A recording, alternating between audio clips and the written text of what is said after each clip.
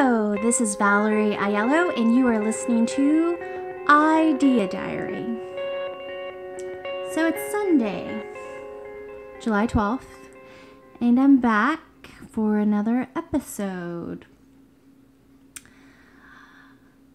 I've been running around all day, so I listened back to the last show and it was super rambly. I just don't know how, it's going to take time before this makes some sense and all that stuff. So, I'm just working through it. I'm glad to be here. This is seeming super valuable. I feel like my skills are building. I don't really know what I'm going to need these skills for, but I feel like talking into a microphone, talking to a camera, kind of knowing how to get your personality out there, conveyed not in person, I feel like is a super great skill that everyone's going to need to have. I think the younger generations that have kind of grown up with YouTube channels and just always being online, they're going to have a huge advantage from everyone else that kind of, back in the day, it was sort of not the greatest idea to put every single thought you had online. You wanted to... you wanted to be really careful about everything you say online and all that stuff. And now I just feel like it's different. I feel like it's more important to connect with people that you might never meet in person because they live on the other side of the world or whatever it is. Just being yourself, talking to a camera, getting it out there is going to be a valuable skill whether you're monetizing it or not. And like I said last time, I'm rethinking the whole social media thing, why it's valuable, what's the point. I'm sort of feeling like the days are numbered for the social media platform that's just a social media platform. If they don't bring value of some kind, I'm kind of thinking they might get left behind. So when you're making YouTube videos and a YouTube channel, YouTube is a social media platform. It's just a little bit more involved. But you get so much value out of it. If somebody's, is it entertaining? Is it educational? Is it inspirational? All the things that social media is supposed to be. Let me rewind that. Social media back in, I guess, the MySpace days and then Facebook and then Instagram, it kind of felt like connecting with a lot of cool people and kind of showing off, sort of like a blogging of your life type of feeling. Like it was almost like a collage of your life in a journal sort of way. It was cool and everyone jumped on it, and I think something's changing, and I feel like people are gonna, if they're gonna use social media, and this might not be today, there's still people just posting what they ate for lunch and posting their kids playing in the park today, and that's fine, and there's nothing wrong with that. So I don't want to make anyone feel like I'm saying that it's bad. There could definitely be some bad things about it, but that's not... I'm just saying that social media at this point, I feel like is going to it's got to bring value. So if a social media platform, so for example, YouTube, if you have a YouTube channel and you're sharing whatever it is you want to share on YouTube, and you're creating content, and you're meeting other people that are creating content, and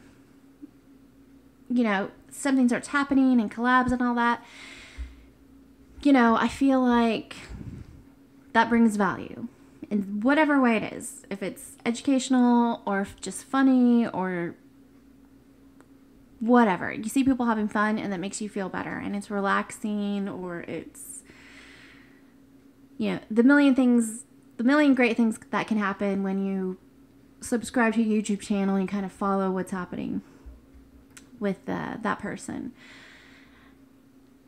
I just think, like, for example, Spotify, you can have a profile on there, but you have music.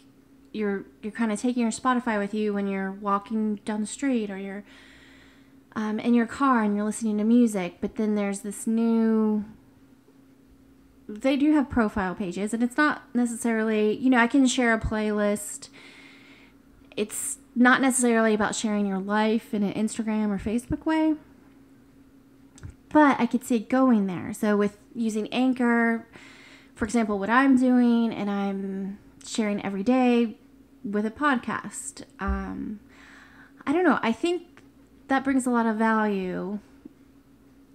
Having the music and having the podcast, and when Spotify opens up to having video, who knows what's going to happen. But I feel like if you can consider that a social media platform in some way, that it does bring value.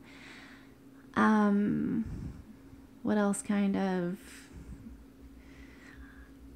I don't know. There's a lot out there. But I'm starting to feel like without having Facebook and Instagram in my life, I'm not really wondering what I'm missing out on. I do like to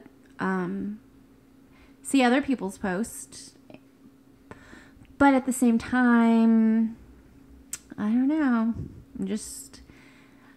I really like having people's phone numbers in my phone and sending them texts and sending them weird things, and over just kind of checking out their Instagram post for the day, and then not talking to them for the next 5 years.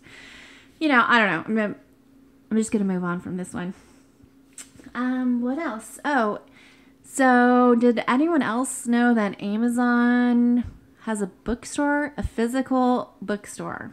I did not know this. I was watching a channel. I can't remember the name of the channel right now, but the channel is about how you can make, kind of about marketing and making money when you own a restaurant. It's just like a very small, specific channel, and the guy's a little funny. I cannot think of his name, but ask me and I will let you know. But it's just, he owns some sort of business where his company will tell you how to have a rewards program, and how to get if somebody is comfortable with spending $15, how do you get them to spend $18? And if somebody's comfortable spending $30, how do you get them to spend $35? Just kind of making money and making, I guess just restaurant marketing in general. So anyway, I like his channel. And one of the things that he has talked about before is the Uber Eats and the DoorDash and all these food delivery companies. They come to restaurants and say, let me put your menu on our app. We have all these customers. And then our customers can now order from your restaurant, and we'll have our delivery drivers pick up your food. We'll pay you for it. And then you will get more customers, because people can now order from our site because we have all these users. But it's really not, it might seem like a good idea to join in the beginning because it just seems like, oh, more sales, a new avenue for people to want to order from us. And it is, and it might be. But in the long term, a lot of these DoorDash type of things, you're kind of giving away your direct relationship with your customer. So if you are a local pizza joint and your customer is used to calling you and getting delivery to their house, you kind of already have the system set up already. And so when you pass along the contact to another company, you're losing that direct contact with the customer. And all these types of delivery companies are now starting to open their own restaurants. And they're not restaurants where people can come inside and eat, but they're taking the most popular menu items in your area, opening a kitchen that's just a kitchen only, and then delivering food, And so now they don't need all the restaurants because now they have all the customers and they have all the popularity, and now they can have their own kitchens, and now they can make money off all the food. And now, where you used to have maybe 100 people come in and order from you, now they're just using DoorDash or using Uber Eats or whatever ones they're using. And Uber Eats is now the restaurant. So it kind of could be, it's not the greatest idea. So restaurants and stuff, they really have to think about, is this service valuable in the long run? Or is this just a quick solution? So everyone's got to figure it out for themselves. But he was also talking about when Amazon, put a lot of people out of business, a lot of small companies and a lot of small bookstores and things like that, because now people want to just order online and they'll get their book sent to their house. Well, now there's Amazon Books. So it's similar to a Barnes & Noble or whatever. And yeah, so the one that I went to was in this outdoor mall area, and I just wanted to see what it was. And there was a book that I wanted. So if I ordered it on Amazon, it was $14.99. But if I bought it just in person today, went over there and picked it up, it was $20. So I thought, okay, I just want to see what an Amazon bookstore looks like. So I went, and it looks like a totally normal bookstore that you might see in an outdoor mall. Kind of fancy. And yeah. So anyways, they didn't have the book that I wanted in stock, but they did have it at Barnes & Noble, which was just down the street a little bit. So I ended up going to Barnes & Noble and spending an extra $5 to not have to wait for delivery. So I got my book, and it's been a while since I've purchased a book, but it was a workbook. So I wanted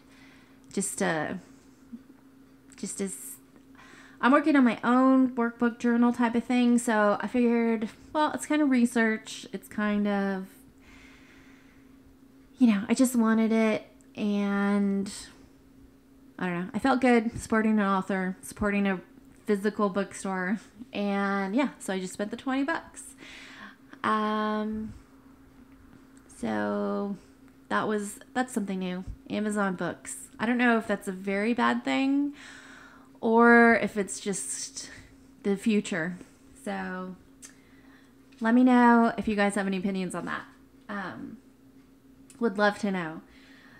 Another thing I kind of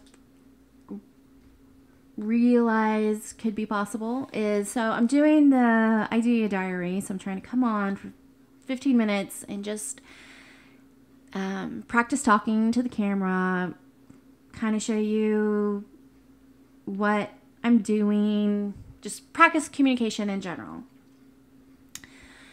Well, I thought, well, maybe I've signed up for Medium. I don't know if I got to re-log in. I feel like I might have published. Medium is a website that writers can publish articles on. And you own your article, so it's not like you're giving away your ownership of your story. And Medium there are no advertisements on Medium. It's free to read a Medium article. You don't have to be a member to...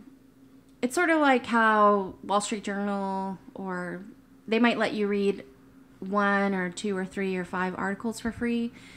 But at some point they shut you down and they say, okay, you can't read this 5th article on Los Angeles Times for free. You've got to get a subscription. So there's a certain amount of free articles that can be read per month without being a member of Medium.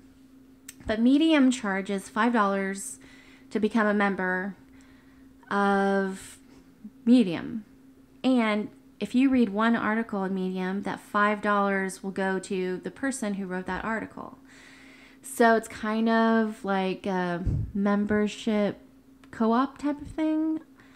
I'm not sure if there's a certain percentage that Medium website, they must keep a percentage of the $5. I just don't know what it is. But say you buy the $5 membership and you read one article a month, then that $5 is going to go to that one author. If you read 200 articles a month, that $5 is kind of split 200 ways. And each author that you've read an article from gets a piece of your $5. So it's a little bit of a different scenario than having ads inside a podcast or ads like with YouTube ads. So it's pretty interesting. There's a YouTuber named Shelby Church that has a pretty good explanation of how it works, how Medium kind of works and how to make money. And she wrote an article and she ended up making $11,000 off one article. And it kind of blew her mind. It's better returns for the amount of work that you're doing than, say, being a YouTuber. So anyway, I thought, okay, maybe while I'm combining this 15-day audio that I'm trying to do every day, maybe if I turn that into an article, which seems crazy. I do hope that these shows are valuable at some point and I'm talking about something that's entertaining or meaningful in some way. So I know right now it seems a little bit, who wants to listen to this and who especially would want to read kind of a transcript article version of this. But what I'm trying to do is kind of build new skills, work in that time. Is it possible to make a 15-minute podcast every day and release a Medium article every day and meditate for 30 minutes a day and exercise, and do all the other things that I want to do? I don't know. It's quarantine, so I'm just kind of throwing so many things on my plate because I feel like this is fun. It's kind of like a puzzle to solve while I have no one to hang out with and no fun to have. So anyway, we've gone over 15 minutes, so I'm going to wrap up the show. I still don't know how to end the show, so I'm just going to play the music.